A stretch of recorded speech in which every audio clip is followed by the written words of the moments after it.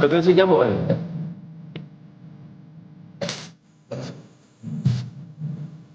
Kesian dia nyamuk tu. Kita tampar dia tidur.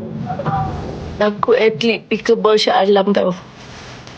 Weh, kau relax sikit. Ni, atlet pickleball Korea. Kau santai je.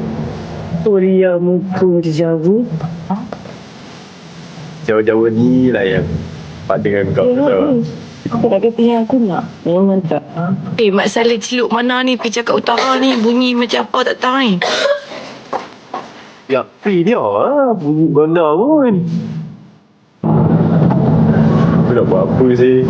Dengar. Kita tak pergi beli bunga, tak pergi makan. Kita pergi beli Colgate, okey?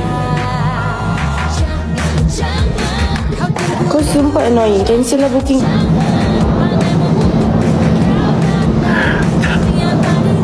Alah tu, tak ada dekat aku. Wish. Weh, jangan. Oh man. I know, weh.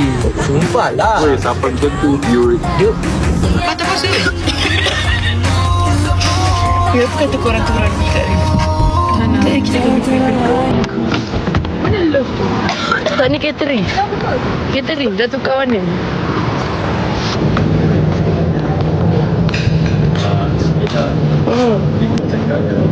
Cakap je lari. Lepas berbuka lah cakap dengan aku. Aku tengah jaga pahala.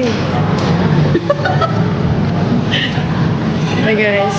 Bye-bye daripada Belum. Bye. Allah.